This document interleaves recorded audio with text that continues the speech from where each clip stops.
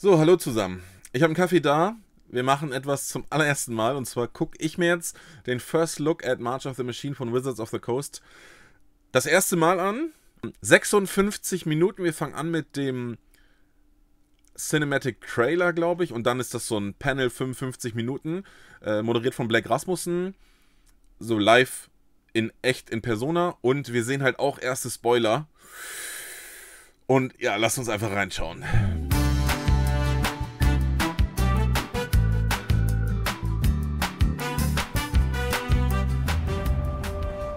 Okay, ich bin ready.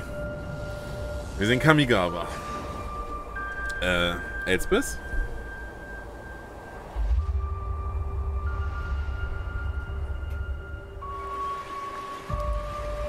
Okay, alles wird phyrexianisiert oder so.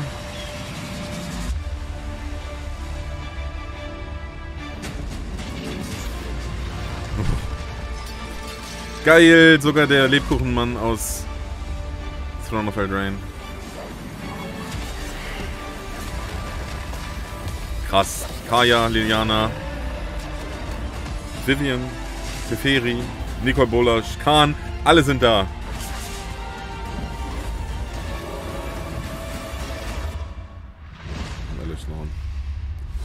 Alter. Okay, ich mach mal ganz kurz Pause. Es sieht für mich aus wie Battle Royale. Magic the Gathering Warzone oder Fortnite gab es ja schon als Sequel. Ist das jetzt ein Battle Royale? Das erinnert mich total an War of the Spark, wo es irgendwie auch schon so Planeswalker gegen Planeswalker ging. Ich bin gespannt. Ich sag ja immer, Standardsets tangieren mich in 2023 nicht mehr so sehr. Spricht mich schon sehr an, auch dass ich den Lebkuchenmann wieder gesehen habe. Hey. Hello, MagicCon Philadelphia. Ah, da ist das. Okay, die sind live in Philly.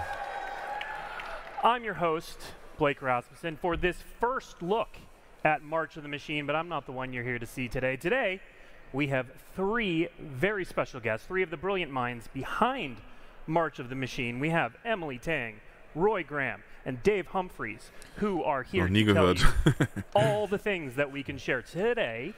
Schön, dass Blake Rasmussens Bild in schwarz-weiß ist. But before we get to that, let's learn a little bit about our panelists. Tell us a little bit about yourself and your role in March of the Machine. Hi, I'm Emily Tang. I am the world building lead for March of the Machine. I'm responsible for the creative direction of the set. Hi, I'm Roy Graham. I'm story lead on Magic, and I was responsible for helping put together the epic story you guys are going to get to read in a couple months. I'm Dave Humphreys. I was the set design lead. Gonna get to read. Also ich bin gespannt, in welcher Art und Weise wir das lesen können. Ob es nur so ein 10 Minuten Online-Absatz ist oder ob es ein richtig geiles Storybook dazu gibt. So I inherited the set from Vision Design. I'm Cooles Kamigawa-T-Shirt, ey. Connecting with all other teams.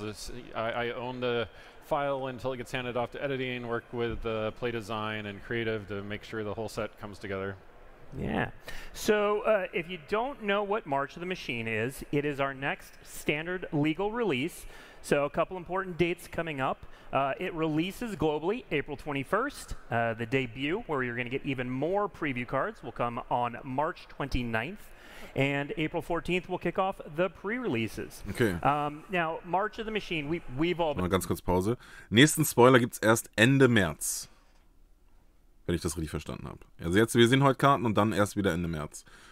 Das heißt, wichtig für Vorbesteller auf jeden Fall diese Daten. Been waiting internally for this. I know you all have been as well, because this really is, Emily, the culmination of a lot of what we've been doing lately.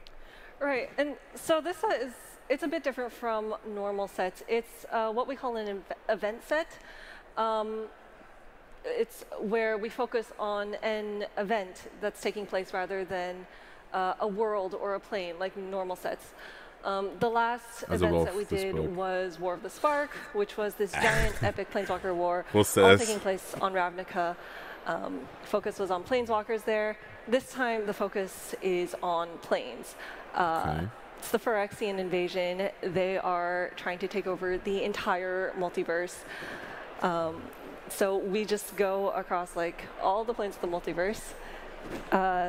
Oh, seeing how they fight back. Ein kleines Phyrexianer-Symbol im Maisfeld, oder was? One of the challenges with doing that was trying to make it feel like an invasion across all these sets, because like we're going all over the place. It can look really jumbled. Lustig. So Da machen die Vögel das Phyrexianer-Symbol. We came Phyrexianer-Symbol. up with these things that we call markers of the invasion, like the lands that we're showing right now. They have these. This is sort of like stage 1 of the invasion, where the Phyrexian the Phyrexian invasion tree Realmbreaker is Scheint gut abzugehen da in Philly auf der Stage. It hasn't gotten to a plane yet, but you're starting to see this Phyrexian symbol appear throughout the environment. It's appearing in the skies, in the architecture, in flocks of birds.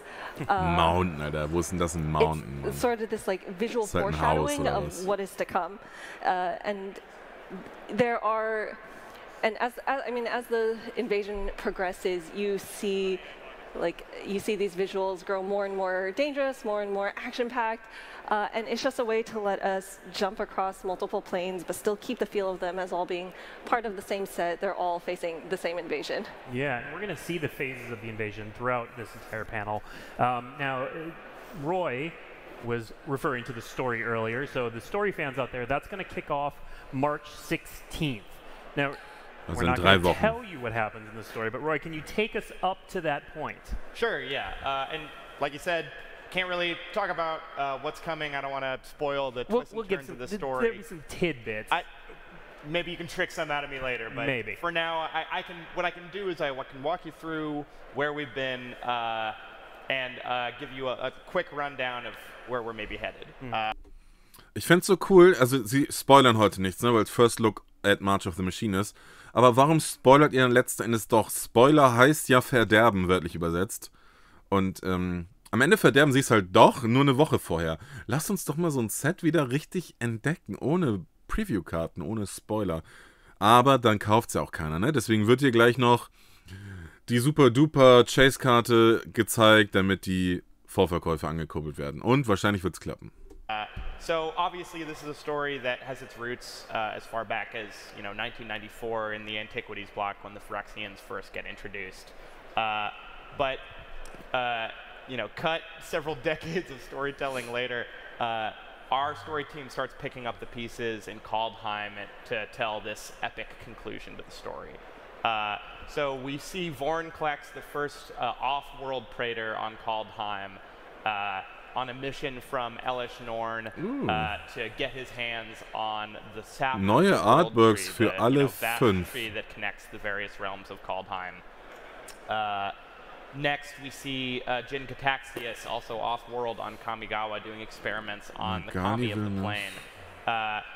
Experiments which lead to the ability to... Also, kleiner Guess meinerseits, es gibt 5 neue Praetor. So. Es gibt 5 Artworks dafür. Die werden die bestimmt nicht wieder recyceln nach Phyrexia All Will Be One jetzt. Complete planeswalkers that still maintain their spark, something I know the Vorthos cast were talking about in good detail before. On New Capenna, we see Urabrask looking into Halo, a sort of mysterious substance which is anathematic to Phyrexians and can slow down Phyresis. Something that might prove instrumental if the Phyrexians mean to truly conquer the whole multiverse. And then on Dominaria, we saw Sheoldred return to do her best to preemptively prepare Phyrexia's ancient enemy, the plane of Dominaria, for invasion, destroying any artifacts that might prove impactful against the Phyrexian threats, such as the Silex and kidnapping Karn. Now, obviously, heroes are not going to take this lying down. In the Brothers' War, we saw them go back in time or project Teferi's soul back in time. Is a little more complicated than that. A little bit. To try and determine the Silex's firing mechanism. Something that they succeeded, although They lost Teferi to the time stream in the process. Also complicated. Alter, er will nicht spoilern, aber... And in All Will Be One, we saw Jace lead a strike team of planeswalkers to the very heart of New Phyrexia to try and detonate the Sylex in Elesh Norn's domain. And they fail. Now, we've talked a bit about the locations. We saw the beautiful art that the fans oohed and awed about. But as we look around the multiverse, Emily, are we going to see characters we've known before? Yeah, I mean, this is... Natürlich.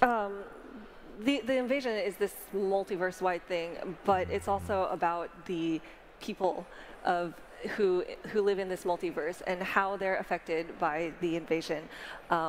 We see people get Phyrexianized. Ja, ich kann sagen, wird die completed oder heißt completed nur Ayara, bei Planeswalkern? The Queen of Lochthwain. Who's the Queen of Lochthwain on Eldraine. Yeah, oh, get ready.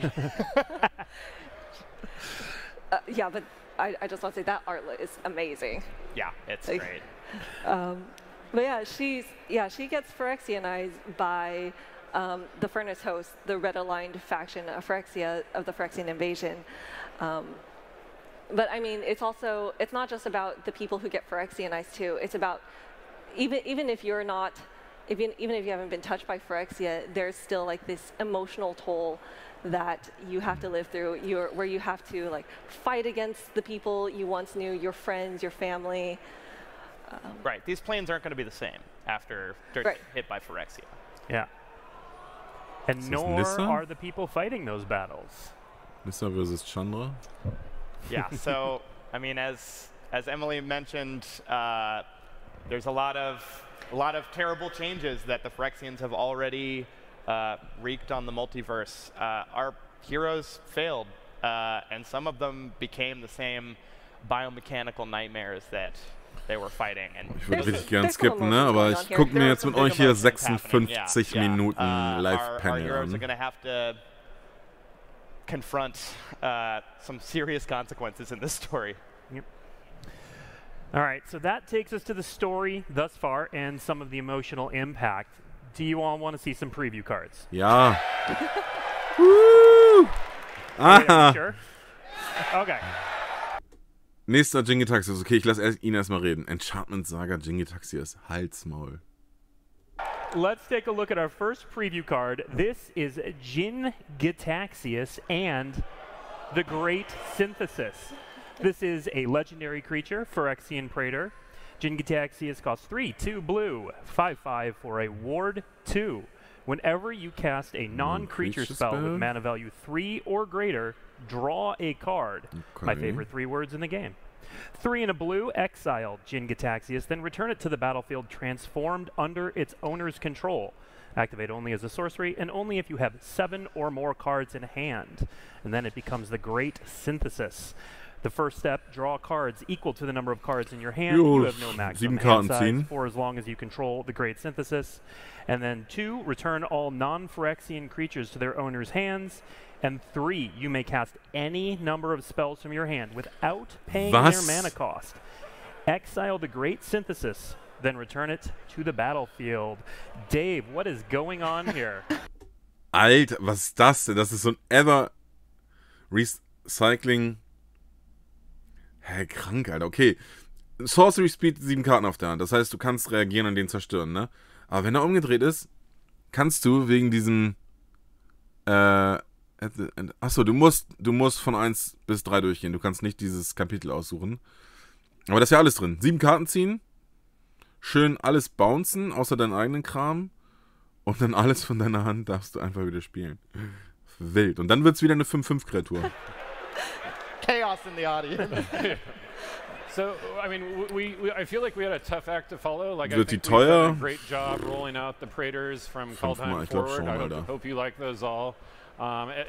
Geil finde ich auch, dass das einfach Jin-Gitaxias ist. Das ist nicht Jin-Gitaxias bla bla bla, Vorinclex Monstrous Raider, sondern einfach nur Jin-Gitaxias. Das ist er in seiner ursprünglichen Form. As well as original ones where you sort of saw that they'd enhance your effects, diminish your opponent's effects. We felt like we needed to take a new look at them here. Someone had pitched, well, like, how about they transform into sagas?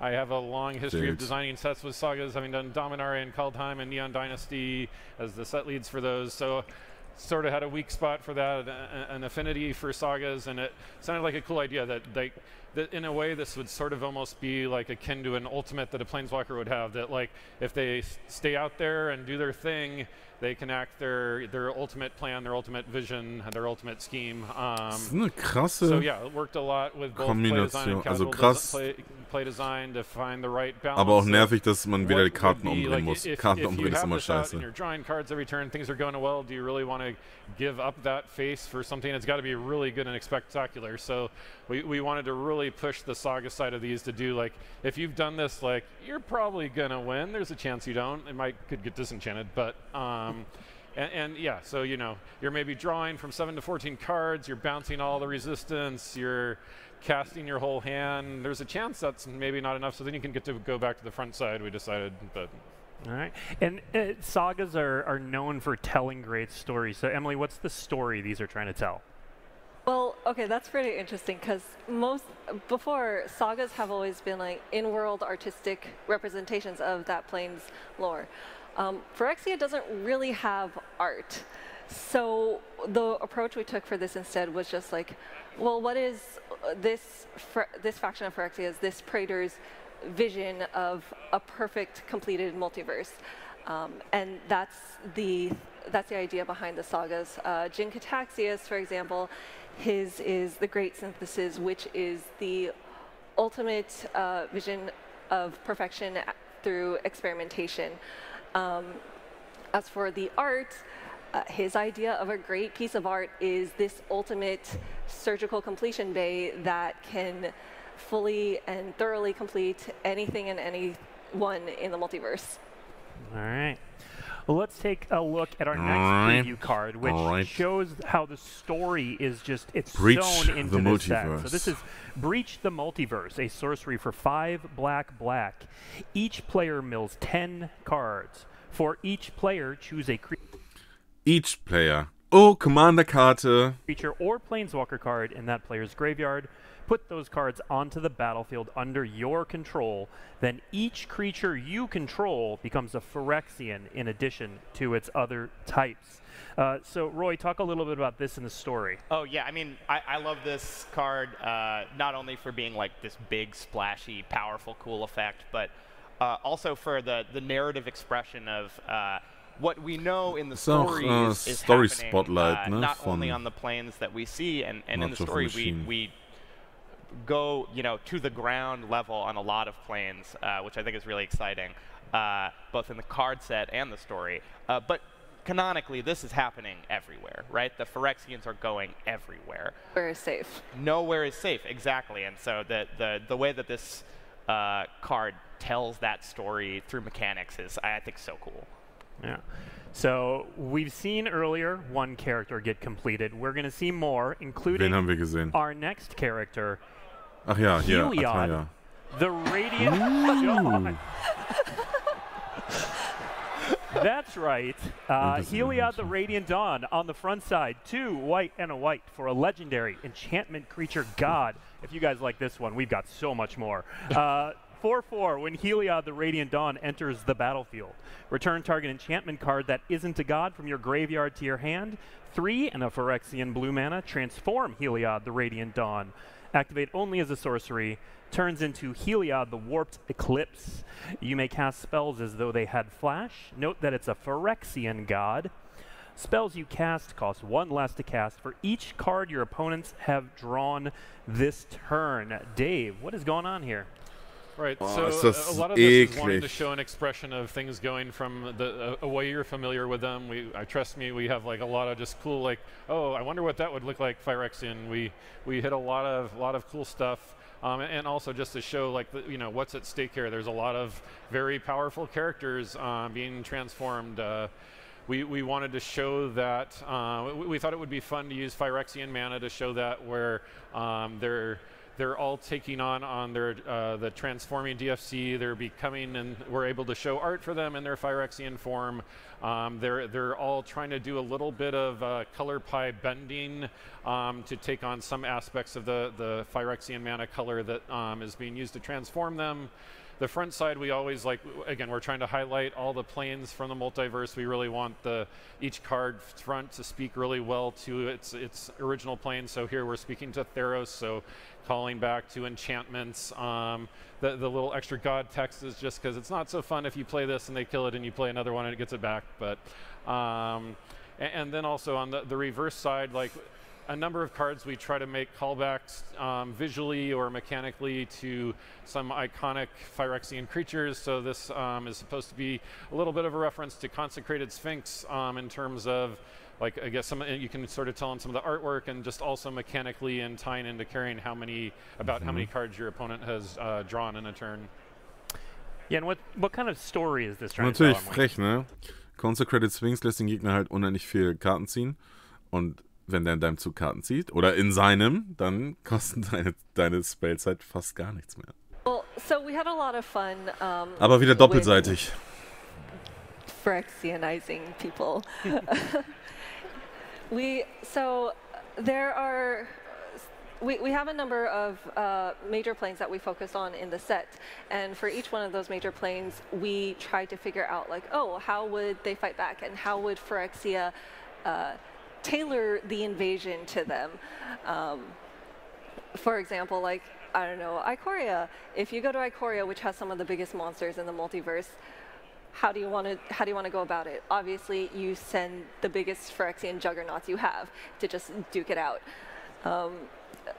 So Theros was a pretty interesting one, because if you want to take over Theros, you want to take over the most powerful creatures on this plane. Those are the gods. But because of the nature of faith on this plane, you can't really just grab a god, stick them inside a surgical completion bay, and then have a Phyrexian. The gods are shaped by the belief of the faith and belief of their devotees. So what they did klingt schon spannend, aber es ist auch sehr, sehr ausgedacht, damit deren Story passt irgendwie so. Ey. They sort of went about it in a different way. They focused on completing the gods' believers, and then as more and more believers became Phyrexians, their belief in the gods became warped to be this, like, Phyrexian way of thinking. And then once it reached its critical tipping point, then the gods became Phyrexians as well. All right. The next card we're going to show, it's a pretty simple card, but it gives me chills kind of every time I look at it. So we're going to start with the flavor text when we reveal it. So this is Moment of Truth. On the precipice of eternity, Elspeth made a choice. The fight would not end without her. See, chills again. So it is a 1 and a blue for an instant. Look at the top 3 cards of your library. Put one of those cards into your hand, 1 on the graveyard and 1 on the bottom of your library. Roy, what's going on here? Aber instant. Blake, du kannst alles machen. I can't tell you that.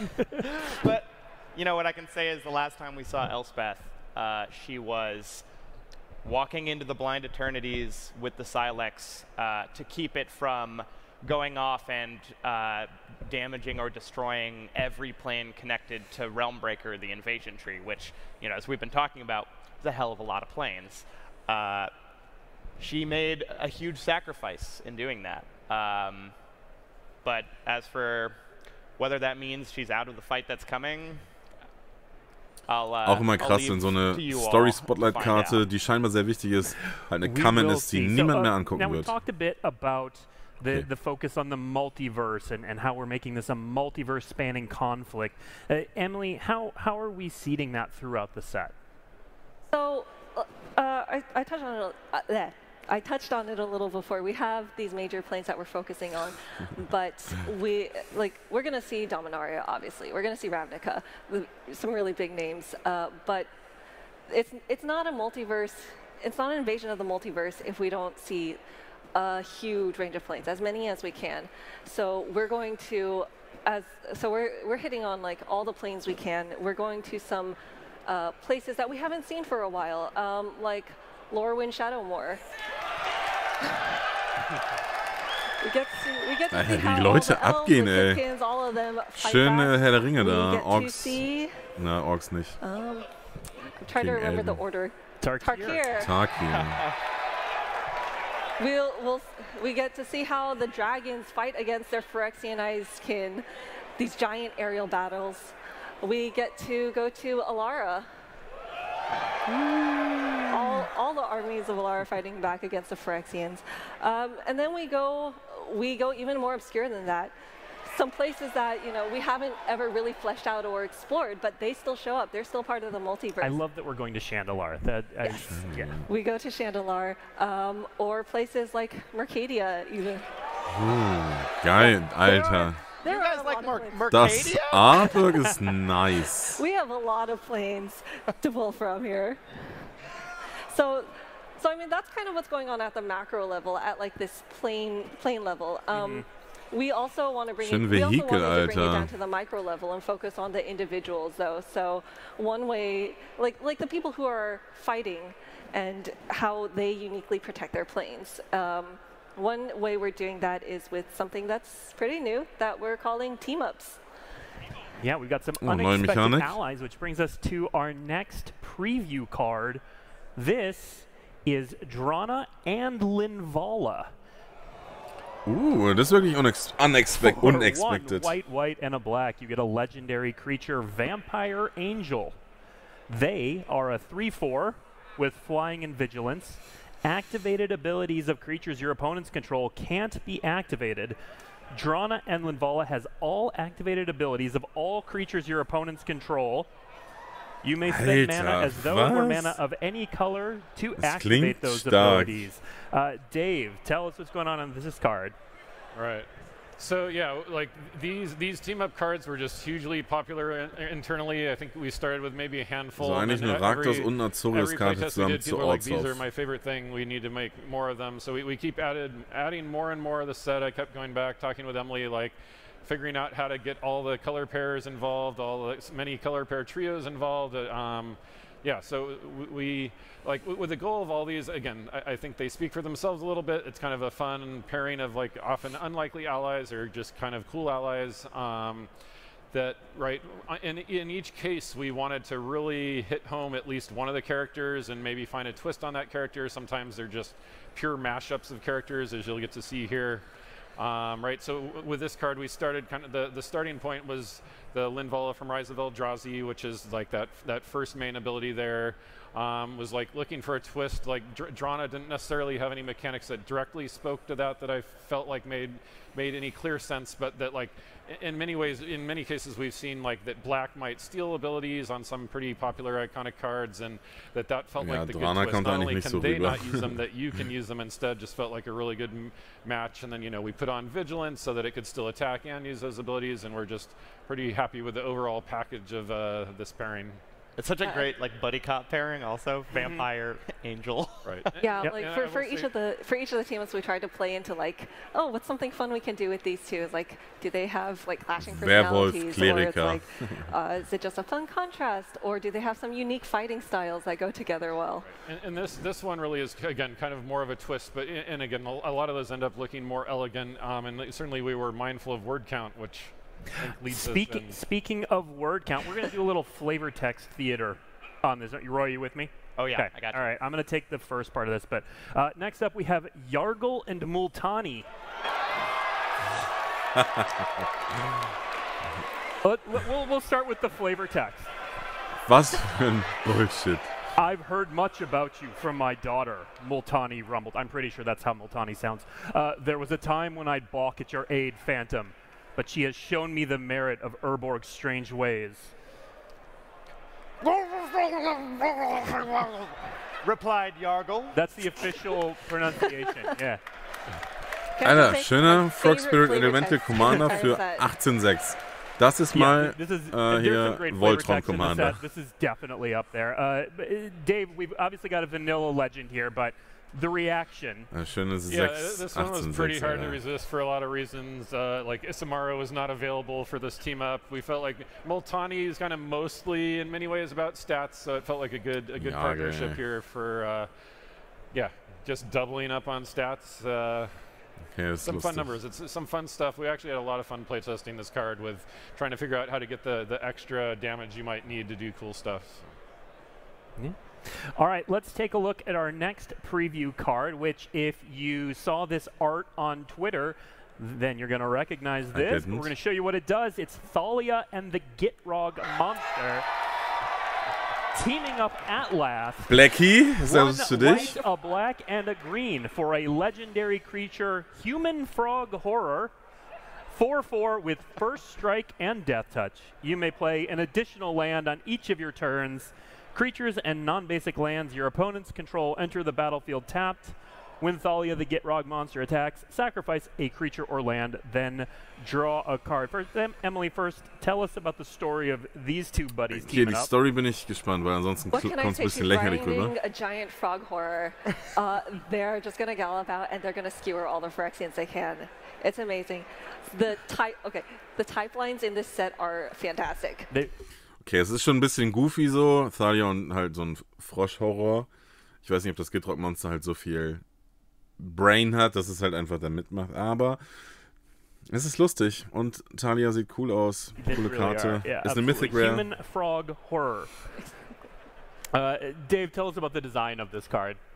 Right, so yeah, this one's very much a mashup, right? We have the Eldritch Moon Thalia, perhaps a lesser-known version of Thalia, but in terms of like some of the effects in terms of slowing down creatures and non-basic lands, and then yeah, we wanted to then just bring in like some of the land facilitating munchings, I don't know, just lands coming and going of Gitrog and card advantage that people love the first time. We also got the nice little pairing up of mechanics here of first strike and death touch, which is really powerful and fun, even though we got scooped a little bit by Glissa. So. All right, for our next preview cards, so these are some commons, but you know, we've talked a bit about the invasion tree opening portals throughout the multiverse, kind of no matter how innocuous. And this shows another stage. Das Artwork ist nice, invasion, auch vom Gitrog Right. Monster. So, like the basic lands we saw earlier were stage 1 of the invasion. These dual lands are more of like stage 5, where we're towards the end stage here. The Phyrexians, the invasion tree has broken through. The Phyrexians have poured onto the plane. They're all over the place now. There are warum sind da Leute im Hintergrund like these rivers of glistening oil everywhere. begeistert? Guys, Das sind it's halt really ugly, angry red. It's just not a good place to be right now. Like, you come to this plane, you see this, you immediately go, oh no, I shouldn't be here. Yeah. But where else are you going to go everywhere it looks like this now? No, it looks pretty bad, but our next preview card does tell us there is some hope. Erstmal gern hier, eine halbe Stunde. In fact, there's Chandra, Hope's Beacon. 6 Mana Planeswalker. Red for a legendary Planeswalker Chandra with 5 loyalty. Whenever you cast an instant or sorcery spell, copy it. You may choose new targets for the copy. This ability triggers only once each turn. Add 2 loyalty, add 2 mana of any combination of colors, +1 exile the top 5 cards of your library until the end of your next turn. You may cast an instant or sorcery spell from among those exiled cards, and -X, Chandra, Hope's Beacon deals X damage to each of up to 2 target creatures. So Dave, tell us limited, about oder? Right, so the starting point for this Planeswalker and a lot of our Planeswalkers is trying to understand, well, what have we not tried to deliver on recently? Like, we put out a Jaya and a Koth and a lower mana value Chandra as well. We felt like this was a time to try for a really big top-end finisher type of Planeswalker. We were, you know, I felt like we've also done a lot of Chandras. Making Chandra designs is actually quite hard to feel novel. I thought a really good starting point would be to work with a non-loyalty ability. So we pretty quickly latched on to this ability to copy spells. That felt like a pretty exciting and over-the-top thing to do. From there, we kind of worked from there. Well, like if you're going to play this, you're not going to probably be able to cast a spell right away unless we give you mana. So the one ability can give you mana to maybe cast a removal spell or cast a card drawing sort of spell. You know, if that's not something you have in your hand, then you can be setting up for the next turn with a +1. Card, come on. If you really just need to stabilize the board or whatnot, you can opt for the -X here. Again, it's kind of I like the idea that like there's copying a spell, but you can also like kind of send out two forks of damage as well to help stabilize the board. So just a very versatile, powerful end game card. Yeah, also the least spoilery planeswalker we could show you. Speaking of which, Dave, we just came off a set which had 10 planeswalkers, very focused on planeswalkers. How many are in this set? Well, as I think you know, it's a little bit hard to answer how many planeswalkers there are on the set, but they're not 10. They're much fewer than 10. There are, I would say, at least 3 planeswalkers, and then it's debatable. And then we'll see. Yeah. All right. At least 3, but less than 10. 3. Yeah. Okay. All right. Okay. Next, also we are going to talk about the booster fun in this set. We're going to take a little breather from blowing your minds with preview cards and show some of the cards we've already shown in their special treatments. So we are going to start off with the borderless and extended versions of Chandra and Breach the Multiverse. So these are versions we've seen before, the full art borderless Planeswalkers and the extended. Chandra Hope's Beacon wird eine 2-Euro-Karte in Borderless Foil, Alter. Außer ich sehe es halt absolut nicht, aber die ist zu teuer für Legacy Modern, 6 Mana. Art, rares, and mythics.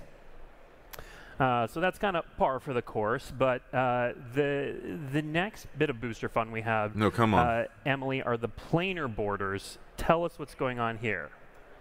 So what we did was we actually did Borderless. That's Jin Gitaxi. I skipped Planar Border. Sieht nice aus. Borderless freighters. Those come out as well. That is not the planar borders. The planar borders are next. The planar borders are we have a unique treatment for all our major planes. Because it was like when else are we going to get a chance to blow it out like this? Yeah. We're bringing back a lot of treatments from previous sets.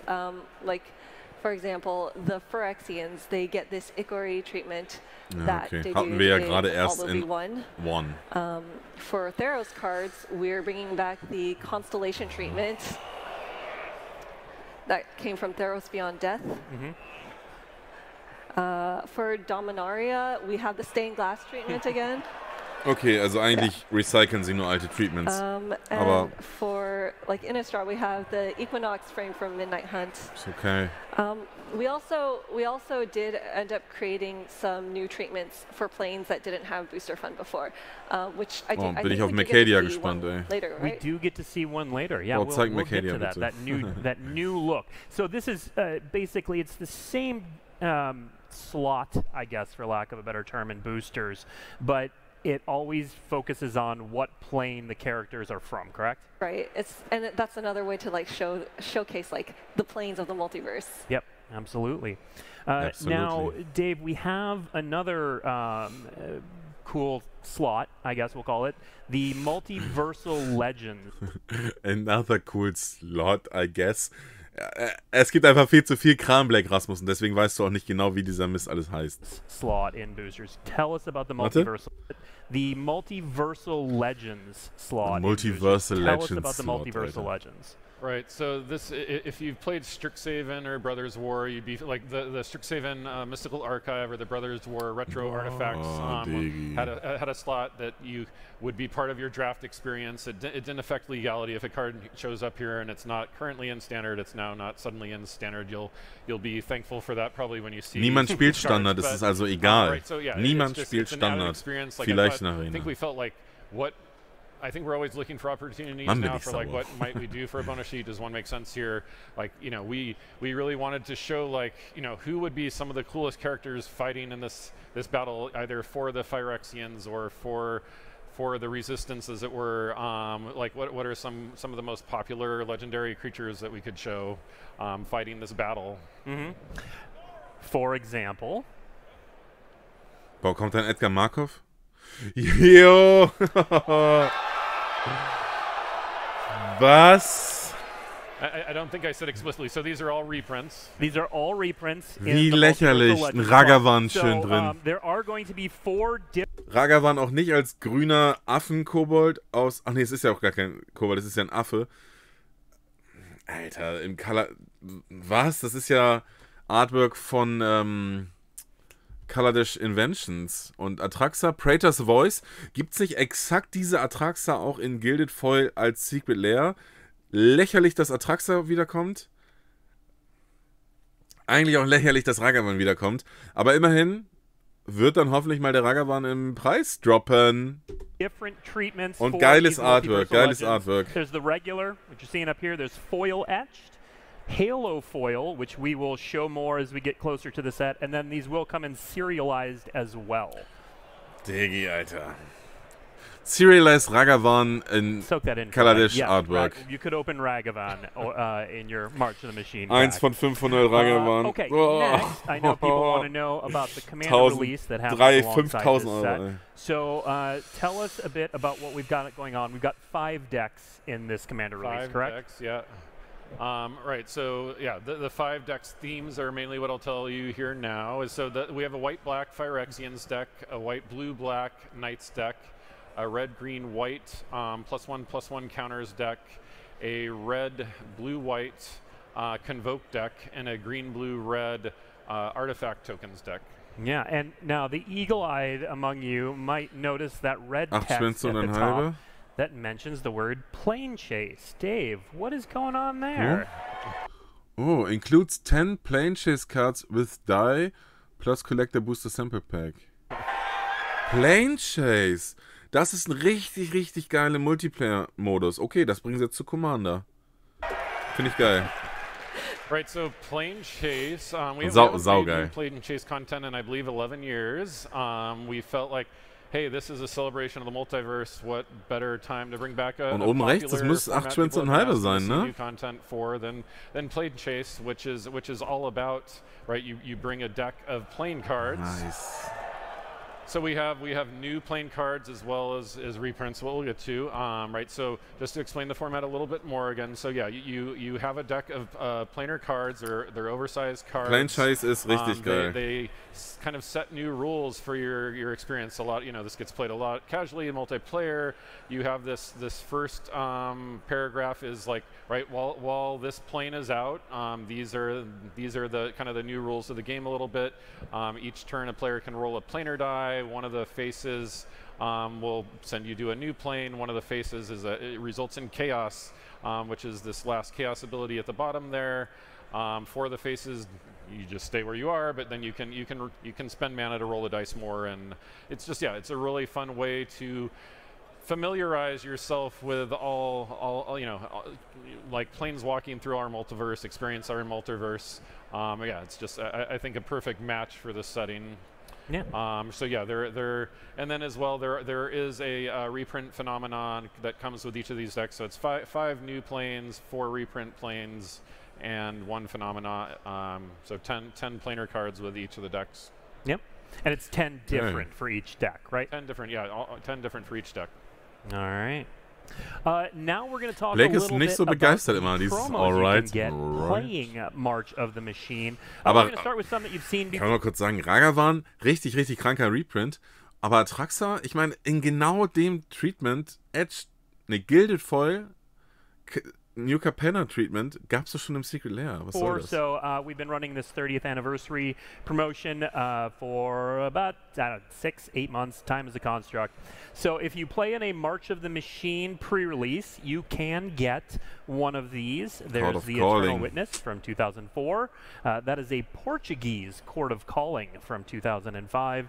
And then Niv Mizzet the Firemind, a personal favorite of mine, from 2006. 2006 eine richtig starke Karte. If you play in a pre-release, we have some promo cards that will come with pre-release kits. They are not part of the standard set, but they are part of the Commander Legality set. We've got some more mashups here. So let's see those 3 cards. We're going to start with Goro, and Satoru. So Geht auf jeden Fall gut this von der is Lippe, one of our mashups. So blue, black, and a red for a legendary creature, human goblin. Whenever one or more creatures you control that enter the battlefield this turn deal combat damage to a player, create a 5/5 red dragon spirit creature token with flying. And for 1 in a red, creatures you control gain haste until end of turn.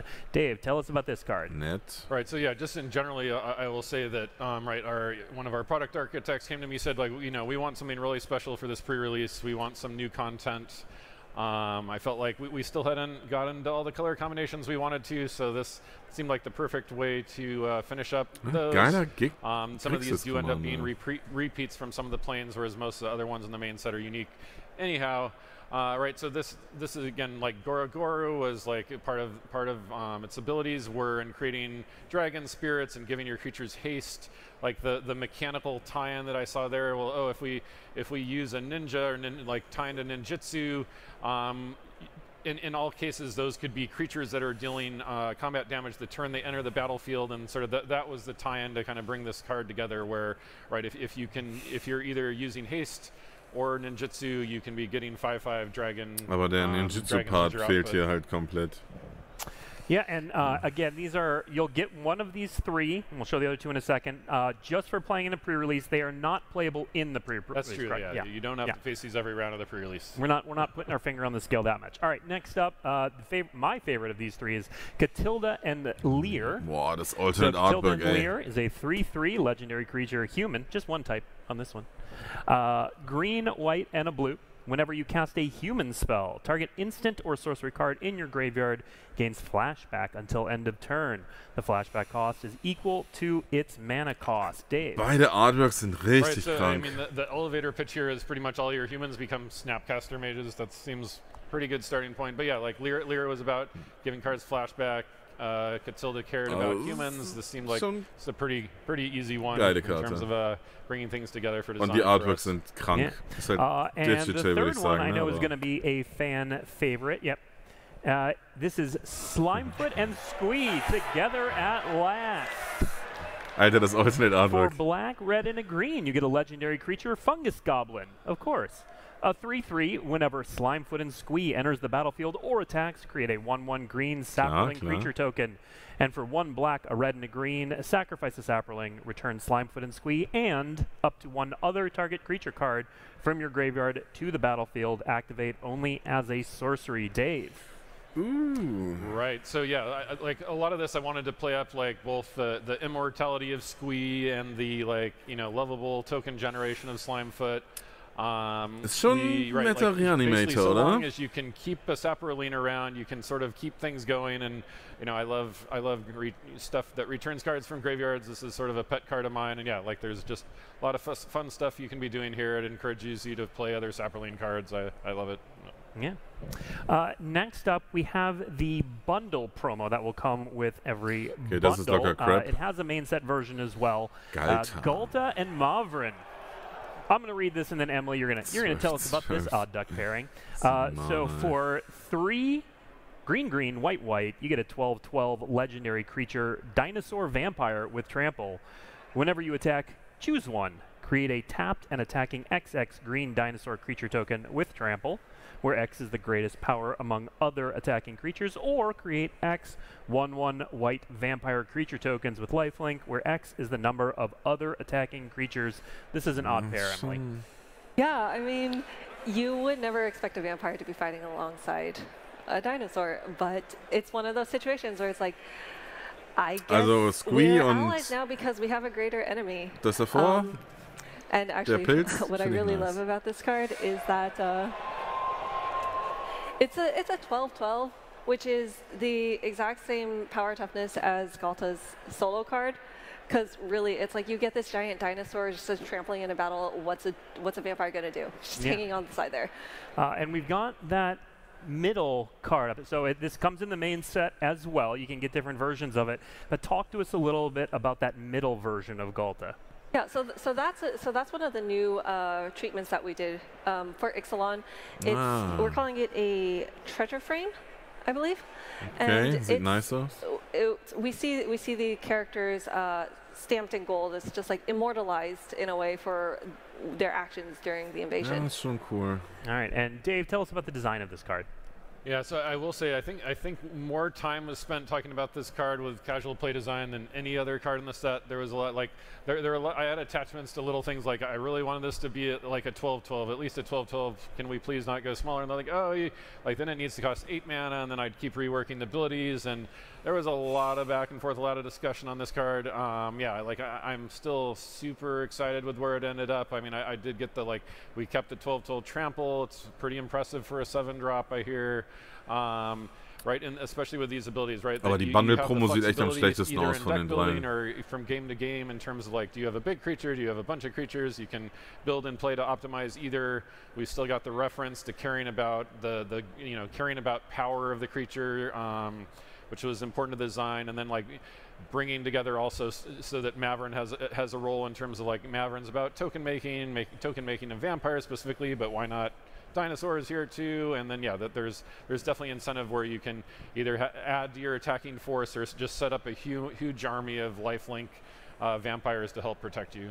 All right, I have in my notes now to pause for dramatic effect because I think this card's going to get the biggest reaction. I think. Und das sagt er, nachdem wir gerade einen Ragavan-Reprint gesehen haben. We'll see.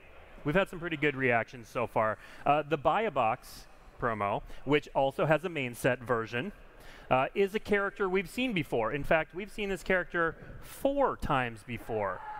Once as a green creature, once as a green and red creature, once as a green, red, blue creature, der and most fünffarbige? recently as a green, red, blue, white creature. So, let's see the next incarnation of Omnath. Omnath, Locus of Locus All. of All. Da ist er, der 5-farbige Omnus. Und der ist eigentlich sogar 6-farbig. Er hat entweder schwarz oder Phyrexian-Mana. There was excitement and then, oh no, oh. So, Omnath, Locus of All, for white, blue, a Phyrexian black mana, red, der 4-farbige war schon krank. red and green. You get a legendary creature, Phyrexian Elemental, a 4/4. If you would lose unspent mana, that mana becomes black instead.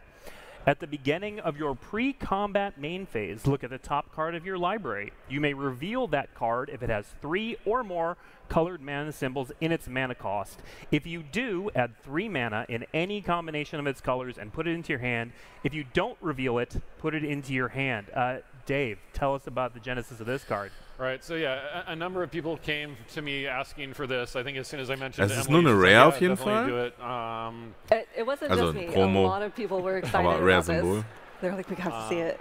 Okay, wir Yeah, haben like, einen 5-farbigen again, like, Omnath. in terms of like how we sorted out the design, I mean, like I forget exactly when we landed on black Phyrexian mana. We knew we wanted to add black mana. I forget exactly when we came up with the idea, and then it occurred to us that it would look like that in the upper right-hand corner, and like, oh, that's just like aesthetically so perfect. Mm-hmm. Right, we also have, I mean, we've toyed a little bit with Phyrexian mana. Phyrexian mana is kind of dangerous in terms of balances, many of you know. Felt like we certainly could get away with that on this card. I also like that meant you could spend it, cast it for 4 mana, which is nice in comparison to some other 5 mana, 5 color commanders. Then there's like, so the first line of text, like, this is actually kind of an interesting thing in terms of playtesting, where I think originally it just like saved all your mana turn to turn. If you had like, you could have a 1 white, 2 red, and a green. You'd need to track that turn to turn, and people are like, this is too hard. Like, I don't want to have to track all those colors turn to turn. And they're like, and then we like, well, how about we turn it all into black mana? And then just again, that just felt like such a good, perfect match in terms of like, well, you otherwise might not have a lot of black cards in a commander deck, for example, because like you don't necessarily need to get black mana, and we also wanted you to be playing black cards and kind of celebrate that you have black mana, and your Omnath also tied into just caring about mana. Like I really wanted this card to like overall really care about mana, because that sort of feels like the crux of the character to me, which then led us to the other part. Again, working a lot with casual play design. They're like 5-color commander. Like, Natürlich, es geht nur um Commander. Machen wir uns nichts vor. Alles, was hier gerade gezeigt wurde, geht um Commander. Right, that's not necessarily what the audience wants. So like I tried a lot of different designs. This is the one that stuck, and I'm really happy with it, which is like caring about cards. Like, what is the hook for this card? What makes this so that you choose fun and different and interesting other cards to put in your deck?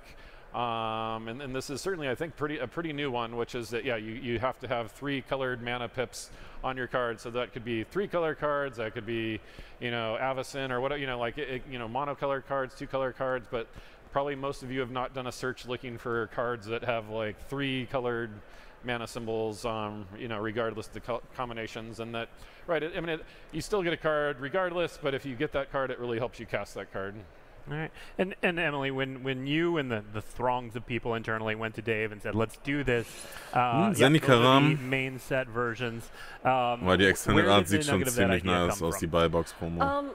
I honestly don't remember. It was someone else who came to me and was like, could we do this?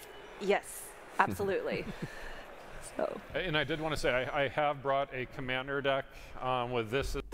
Mich stört ein bisschen, dass der Kopf nicht schwarz ist und die Hand rot, sondern die Hand ist schwarz und der Kopf ist rot. Einfach nur so aus ästhetischer Sicht. This is my commander and some other cards we've had on the preview show, so I'll be looking for games later.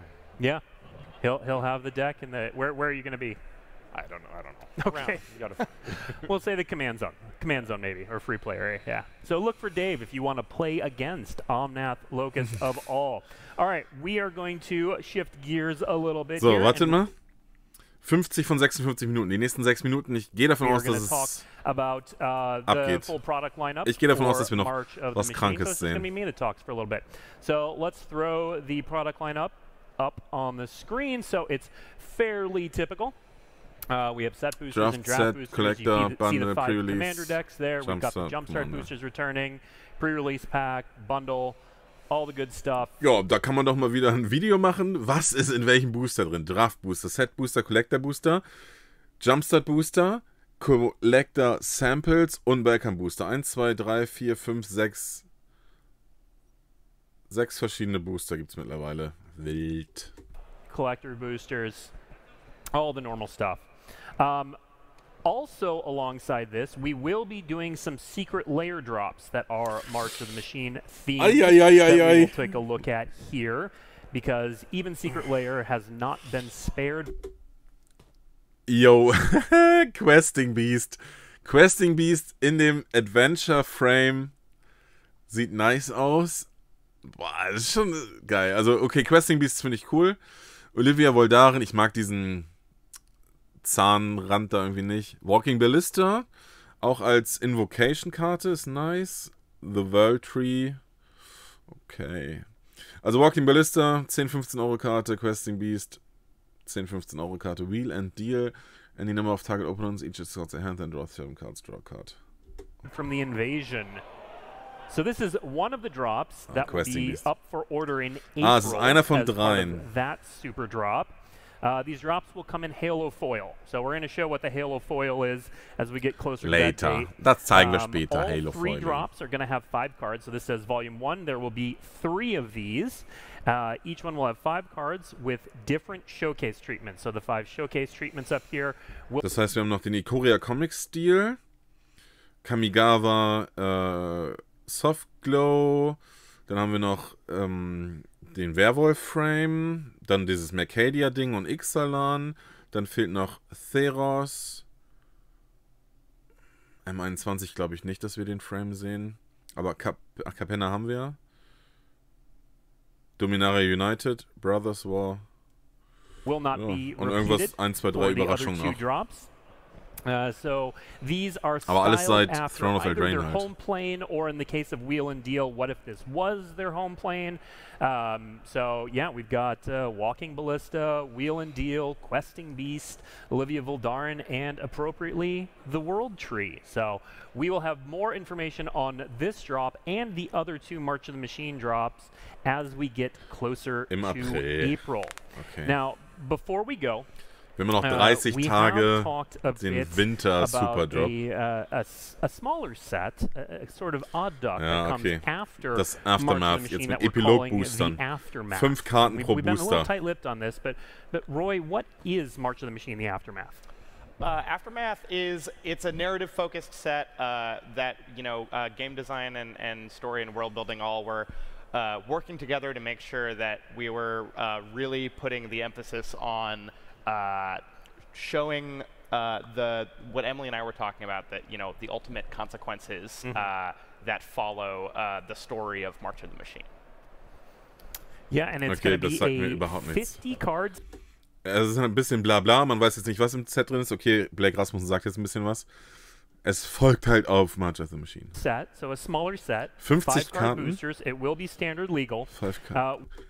Es wird standardlegal sein. Es gibt nur 50 Karten, davon sind 5 in einem We are Booster. going to kick off the story on May 1st, and then previews are just going to run 2 days, May 2nd and 3rd. And then we do have a preview card from this set, but finding one was a challenge to find something that didn't give, I guess, too much away. Spoiler alert, this one gives stuff away, not much. Spoiler alert, also wer das nicht sehen will, jetzt abschalten. It's like you said, it's the least spoilery thing we could find in a set of about 50 spoilers. Yeah, like this could happen however the war goes. But so let's take a look at this card from Aftermath, the Kenrith's Royal Funeral. Ooh. I know. Yeah, I know.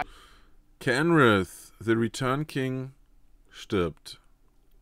I feel your pain too. I know. 2 white and a black for a legendary enchantment. When the Kenrith's Royal Funeral enters the battlefield, exile up to 2 target legendary creature cards from your graveyard. You draw X cards and you lose X life, where X is the greatest mana value among cards exiled this way. Legendary spells you cast cost 1 less to cast for each card exiled with the Kenrith's Royal Funeral. Right, so I mean, Okay. obviously I can't say a lot about this card. Ja, einfach mal wirken lassen, ne? But we've been saying it the whole time. The story of March of the Machine is going to have serious repercussions for the multiverse. Yeah. And those ramifications are going to, if you hadn't guessed, continue on into the set that follows Aftermath, Wild to Feldrain. Yeah, this card will directly lead us into the next standard legal set. Okay, that covers all the preview cards we have for you today. We are going to leave you with a little bit more information, some important Kommt da dates nicht noch ein coming Spoiler? up. So, Last as I one said earlier, thing? the story kicks off March 16th. Now, Nice. 16th through 27. Roy, that's a long Okay. time for a story. What's going on? So. Bis zum 16. März, das sind 3 Wochen, hören wir erstmal gar nichts. Dann kommt die Story. Kartenpreviews, 29. März bis 4. April. 5. April kennen wir alle Karten. It's a long time Auch for die story because Commander we Karten. have a lot of story to get through. We've been talking about this as the epic conclusion of a story years in the making, and we thought, it wouldn't be appropriate if we didn't kind of go all out. So there are going to be 10 main story episodes instead of just 5, and 8 side stories to accompany this. It's going to be awesome. There's going to be Richtig so viel much. Story You're going Kram, to get to see like your favorite authors from like many years of Magic story now. It's going to be great. Yeah. March 29th, then, will be the set debut, cinematic trailer, and the start of previews in Ach, das war noch earnest. gar nicht der Cinematic Card Trailer. previews will run the 29th through April 4th, and then the card image gallery will be complete on April 5th. April 14th through 20th is when in-store pre-release events will be ongoing. The digital release for Magic the Gathering Arena and Magic Online will take place April 18th, with the global release on April 21st. And then you can attend an in-store launch party event April 21st through the 23rd. If there's any information from today that you want to revisit or check out, there will be an article on dailymtg.com accompanying this, as well as the video going up on YouTube. So, yes. And if I could just say, you can find the story when it goes live. It starts going live on March 16th at mtgstory.com. Absolutely. Okay, Definitely tune in there. So, thank you all for joining us for this first look at March of the Machine. Thank you to Emily, Roy, and Dave. And have a good rest of Magic. Pre-order today, Freunde der Nacht. Ansonsten wird es teurer die nächsten Tage. Das war schon die 1 Stunde. Was ist hängen geblieben? Es gibt einen Slot, wo ein Ragavan-Reprint drin ist. Es gibt einen 5-Color Omnas, aber die Promo ist rare. Okay. Und March of the Machines hat 50 Karten und 5 Booster im... 5 Karten im Booster. Ja. Potenziell geile Reprints.